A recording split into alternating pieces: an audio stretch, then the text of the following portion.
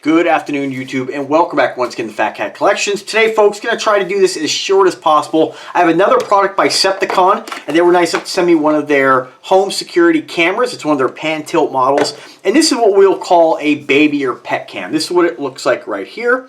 Not really too much, I'm not going to spend too much time showing you guys. I'll throw a picture up here while we're talking, or while you guys are watching and I'm talking, so you guys can just see what it looks like. They're all very, very similar. I mean, not really much of a difference. You do get the charging cable, you do get the power supply, you do get a wall mount bracket or ceiling mount bracket if you want to put this somewhere in your house, maybe have it ceiling mounted and not necessarily use it as a baby/pet cam. They're just security cameras, and they can be used for whatever purpose you want to use them for. You do have 2K resolution, 360-degree panoramic view, two-way audio, night vision, real-time alerts, local storage and cloud storage. Usually there's a fee involved with that. Privacy mode, and it will work with the Amazon Smart Home Assistant. And what that means is, and again, everyone's a little bit different. You can usually, if you have a Fire Stick in your house, you can usually say, hey, Smart Home Assistant, show me the garage cam on this particular TV, and it will show you the image. Again, network speed has a lot to do with how that works, but I've been able to get it to work for mine, and it's kind of a nice option, right? That's about it, really. Nothing really too much else to say about it. Reset button on the back, and it looks like the power supply is a 5-volt, so keep that in mind. If you get the charger, use the charger that comes with it. You don't want to go ahead and use like a 2.5-volt. It might cause a little bit of problem. So use the one that came with it. If you do have to replace it, just kind of keep that in mind. That's a little common mistake a lot of us make, probably myself included. So what else do you get with this? So I've worked with this company before. I have one of their battery-powered / solar cams. It works great. The app works great. In all honesty, all this stuff is very, very similar. And what I tell folks when they're looking for information on setting up a home security system is really, it's easier for me to deal with having multiple brands throughout the house, in my parents' house, because I get a lot of stuff comped, right? So of course I'm going to use it. But for you, what I recommend, anybody looking to add gear to their home, to keep an eye on their home, I think it's an absolute smart idea, is you want to try to stick within one brand, and I think that when you start having to say, all right, well, I got an alert, I got to check my, front camera, or I got to check my back camera. It's two different apps. It's just easier to have everything under one roof, and I talk about that when it comes to smart home tech as well, with your switches and light sockets. Try to, when you want to integrate this stuff to your home, try to pick one brand and stick with that one brand. You don't have to, I don't, but it just makes it a little bit easier to say, oh, I'm gonna look at my cameras. You open up one app, it's the same app every time, rather than being like, all right, which app is the back camera, which one's my parents' driveway, which is my driveway. You know what I mean? You get used to it, of course, but just something to think about. This camera does have onboard recording as well, so if you bring the dome up here, you'll see a slot right in the front. You can add your micro SD card. No matter which camera you buy, most of them have that. It's a good idea if you're buying one of these to go ahead and buy one of those cards regardless. Not really something you can hide. This is one of these cameras you're going to have in your house. If you are using it for a baby or a babysitter or whatnot, it's pretty obvious that this is out there. You're not hiding this. Just kind of keep that in mind. This isn't the husband cam or the wife cam. This isn't to try to catch somebody in the act. And obviously it's there. Don't try to hide it, right? That's really about it as far as the specifics. Let's see here. There is a little bit of a language barrier with a lot of these companies, and so just to let you guys know, it says here, keep track of any strange move. What they mean is that it says it has an advanced motion sensor home security camera, detects strange movement in your area. I'm not sure what that actually means. I believe it has an onboard siren that can go off if it detects motion, but in all honesty, for these price points, none of that stuff works extremely reliable enough. I mean, I don't want the thing going off all the time. So use it for its simple purpose, to check up on your house, check up on your baby. These are the kind of things that you can use this for. Now, the company did want me to, I don't normally do this, but the company did want me to show you how to set this up. Now, I'm not going to set this up on my network, but it is really simple. What you got to do is download the Septekon app, and it's Septekon. It basically looks like an S, and I'll show you what the app looks like here. Best I can. Let me find it here. So make sure there's nothing showing off my information anywhere. So in the upper corner there, you see it's that blue one right there. It's basically just an S, like two U's, kind of not a connected S. Pretty straightforward, right? Sometimes, believe it or not, when companies send this stuff out, I've had plenty of items I've received, and you go to find the app, and they don't even show you what the picture of the app looks like. And sometimes you really have to kind of dig through the internet a little bit to find out which app am I supposed to download. So, you know, just kind of keep that in mind. Septekon. The app works pretty well. I haven't really had any problems with their app. You basically set it up by entering a username and password. Your username will be your email address. And then when you want to add the device, you basically just click the plus button on the top of the screen here. And so when you click that, it's going to ask you, do you have an outdoor camera or do you have the one of their dome cameras? Obviously, I don't think I need to tell you guys. This is it's a dome camera. So you click that, and when you click that, it's just going to walk you through the processes. After resetting the device, make sure the indicator is flashing and a tone is heard. So, if you do have to reset the device, there is a button on the back. You don't have to press on this with like a paper clip or anything. Just press and hold that button. You'll feel it click or hear it click. Hold it till you get a prompt. Generally, these should come from the factory reset. There is a chance sometimes. Hopefully you don't, but you know, I don't know what Amazon does or whether something comes back. I don't think if somebody buys something and returns it, they just go ahead and throw it away. So just reset the camera to avoid any kind of any kind of hiccups, right? Just make sure it's factory reset. Once you do that, there's a little kind of off to the side. There's another little hole right there. See that right there? And so that's going to be a little status light. So that'll be flashing. So once you see that that's flashing, you'll confirm that it's flashing and say use your location, and you'll say agree. It's going to ask you allow Septekon to access the device's location. You can see right here, and you'll say yeah. And then you're going to enter in your Wi-Fi network and password.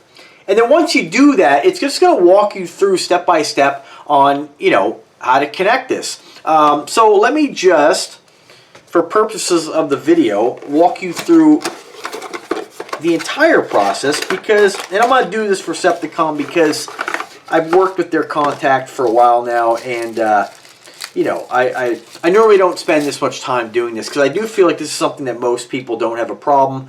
I feel like their apps nowadays, especially from a reputable brand like Septekon, it's pretty straightforward. But this is what you're going to do here, right?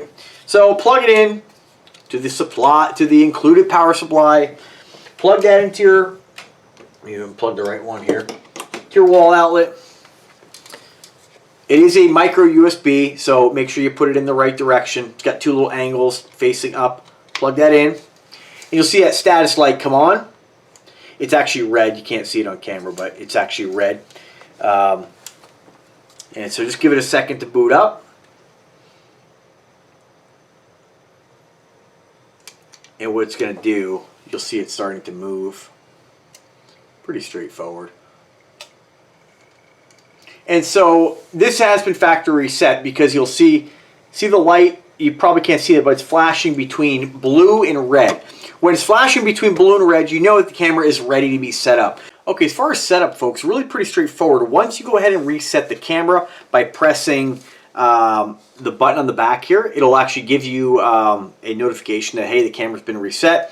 And you'll see, you probably can't see it, but the light on the back is flashing between blue and red. And sometimes when you're setting up other smart home tech devices, the light is quick, blinking, flashing really quick, right? On this, it's just a kind of a slow 1 second blink. So just kind of keep that in mind. If you're used to setting up other devices, the blink is correct. So it's just blue, red, blue, red, blue, red, blue, red, blue, red, blue, red. Right? So that's basically the kind of the cadence, okay? Because sometimes, again, if other device I've set up, it needs to be a fast blinking light, not on this camera. So just kind of, that was a tongue twister. Keep that in mind. So once you have it reset, you're basically just going to go ahead and click the, let's see here, click the, let me just delete here, because I already set this up here. Let me remove. Device management, delete device. Okay, so we're going to click add device. Once you click add device, it's going to ask you, is it a dome camera or is it an outdoor camera? Click dome camera. And then it's going to confirm, do you see the red and blue light flashing in the back of the camera? You're going to say yes, flashing. If you're connected to your network already, it's already going to have, and I'm not going to show you this, it's going to give you the spot to put in your it says Wi-Fi setup. You'll put in your network name, your Wi-Fi name, which there's a little arrow that points to the right. You can click that and select your Wi-Fi name. But if you're already connected to your network, it'll bring up your Wi-Fi credentials already. If it hasn't, enter your password, and you're going to click next. Once you click next, please point the QR code towards the camera lens and wait for the scan. It's going to generate a QR code like so. And then what you're going to do is basically just take that QR code and point it within about a foot distance to the camera. Just line it up best you can. QR code scan is successful. Obviously you've heard that. Connecting to the Wi-Fi. It'll say QR code scan successful, and what that does is registering on the server. And what that basically does is let you know that it's picked up the Wi-Fi credentials you've entered in the form of a QR code, and now it's going to try to connect. Once you've heard that, you'll click the little button here and click next. And it's just going to say waiting 119 seconds to connect. And there is a status bar. The pairing is successful. So there you go. Start using the camera now. So it stated that the pairing is successful and you can start using the camera. This is a spot where you can enter the camera name. So I'm just going to go ahead and type in Septekon cam. Oops, not cam. And then you can select the room it's in. You can do that and just hit OK. And once you do that, it's going to ask you, hey, do you want to take the 30-day trial cloud recording? I say no. And it's going to let you know here, you can see cameras online. So whenever you use this app, you're going to come into this screen and it's going to show you all the different Septekon devices you have set up. In my case, I only have one set up at the moment. It does show it's online. If it's not, it's going to let you know, hey, you got a problem. It's going to hit the play button. And let me turn off the microphone. And so what you have here, and you can see, there we go. There I am. Pretty straightforward. That's it. I mean, a lot of these devices, I'm not going to walk you through the app. That's for you to kind of figure out and play with. But you do have your siren. You do have position. And, of course, you do have the ability to, flip the image. It'll give you the camera name, privacy settings, and what I encourage you to do is really just go into the app and just kind of play around with it. You're not going to screw anything up, and if you do screw something up, you can always reset the camera and set it back up. So that's it, guys. Pretty straightforward.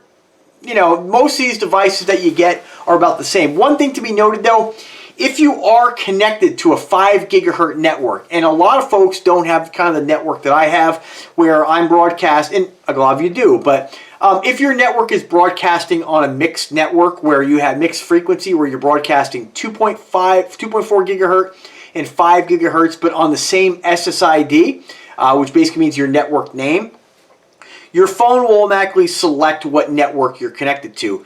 Sometimes, depending on your system, if you are on a specific network, like when you go to search for your network names, right, and it brings up, let's say your name of your network's Apple, brings up Apple 2.4 gig and Apple 5 gig, make sure you're connected to the 2.4 gig spectrum or frequency because this camera and most Wi-Fi devices like this only work with 2.4 gigahertz frequencies. So just kind of keep that in mind. If you do have a problem, that might be your issue. Make sure you're connected to the 5 gig.